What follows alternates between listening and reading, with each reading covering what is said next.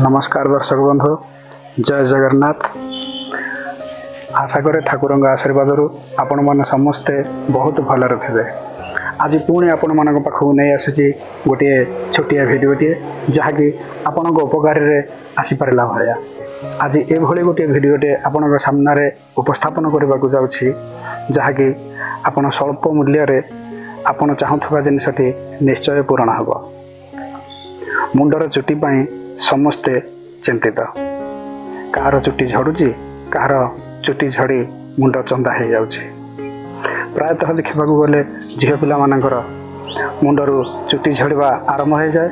आ जितेबाला चुटी झड़वा आरंभ हो जाए से माने बहुत चिंतार रुहंती।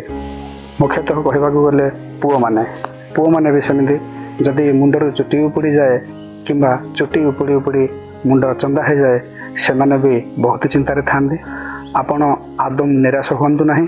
आपण मान पाखक नहीं आसी गोटे छोटिया उपचारटे जहाद्वारा कि आपण मैंने स्वल्प मूल्य निश्चित आपण चाहूबा जिनसटी पूरण हो पार। तेज चलतु भिडटी आरंभ करवा। भिडटी आरंभ करने पूर्व मुझे मानक रिक्वेस्ट करुच्ची दयाकोरी चैनल टी सब्सक्राइब करूँ, लाइक करूँ एवं कमेंट करूँ। तेज ठीक अच्छे, चलतु भिडटी आरंभ करवा। तेज चलतु चुट्टी जदि मुंडर उपड़ा तार प्रतिकार कौन कर से पुओ हूँ कि झील हूँ। डालिंब पत्रर रस, डालिंब पत्र को पूरा चिक्कण कर बाटिदेवे।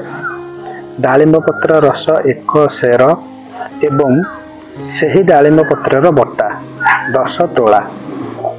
डालिंब पत्रर रस एवं पत्र बटा।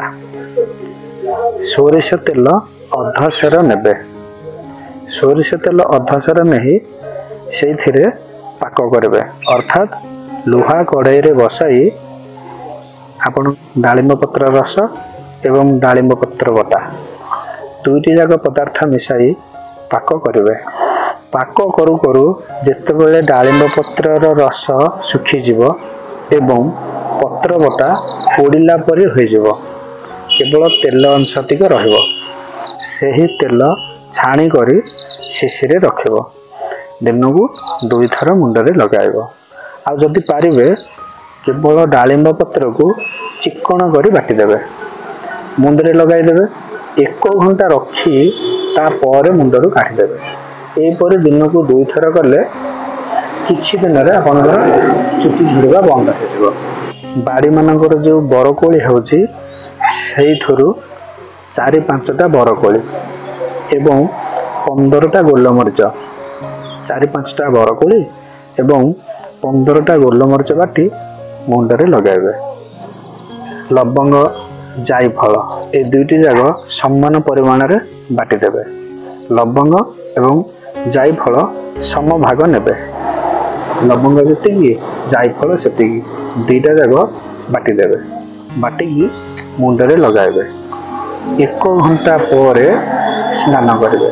देखिए किसी दिन पर आपंकर चुटी झड़वा बंद हो जाए पुनर्बार मुंडरे चुटी उठुचे। झील पिला माने जो मुंडरे शांपू लगे चुटी सफा करुछंदे, जदि आपण माने पारिबे दही एवं बेसन, दही एवं बेसन 2टा जाक एकत्र मिसाई देबे। दही एवं बेसन 2टा जाक मिसाई देले, मिसाई सारिला पर आपणकर मुंडर चुटी रे सबुआडे मालिश करदेवे, चुटी सफा करदेवे। आमर पुओ पिला मानक पई जदि मुंडर चुटी उपुड़ी मुंड चंदा हो जाउची, विश्वास नहले भी थरे परीक्षा करे देखंतु। कारण चुटी आड़गटाई देखी चुटी स्ट्रीमिंग करबा पई मध्य आग्रह प्रकाश करथांदी। आपण एही छोटिया उपायटी आपण आपणांतु। देखिबे किछि दिन पर आपणकर चंदा हो जाइथिबा मुंडरे पुनर्बार पुणी थे चुटी उठिबारे लागिब। करंज छाली, धला चिता चेर, कनियार चेर, जायफुल गछर पत्र समान परिमाण रे नेजिबे। करंज छाली, धला चिता चेर, कनियार चेर, जायफुल गछर पत्र समभाग रे एकत्र करी बाटी देबे। यही बटा जेते परिमाण हैला तार 4 गुण होउची राशि तेल। ଏବଂ ରାଶି ତେଲ ଯେତିକି ହେଲା ସେହି ତେଲର 4 ଗୁଣା ହେଉଛି ପାଣି। एकत्र करदेले गोटे कड़ईटे नेले एसबू सामग्री दे आपण कड़ई रे पाक करेंगे। देखिए जितेबाला फुटबार लगे आपण जो सामग्री दे पाक करुवे से पानी अंश टिक मरीज। जितेबाला देखिए केवल तैल अंश रहा सेतबले चुली कि गैस रु कड़ई तल को ओह्ल आनबे। गोटे कपड़े छाणी से तेल को रखिदेवे आ सही तेल आपणकर मुंडर चंदा स्थान रे लगेबे। देखिए अति शीघ्र चुटी उठिबार लगे। लेंबू रस एवं बरकोली पत्र समभाग बाटी लगाइले बाल किछि दिन रे मध्य उठिबार लगे। पुओ पिला माने होंतु किबा झियो पिला माने होंतु जदि चुटी बढ़ेबा पई चाहुछंती अँला को लेंबू रस रे बाटी मुंडरे लगेबे। अँला को लेंबू रस रे बाटी मुंडरे किछि दिन लगेला परे देखिबे चुटी उठिबारे लागिबो। जदि पारिबे मूला मंजी मध्य बाटी मुंडरे लगाइबे। अँला एवं आंब कोइली अँला जेतिकी परिमाण रे नेबे आंब कोइली सेतिकी परिमाण रे नेबे ताकू पानी रे बाटी देबे।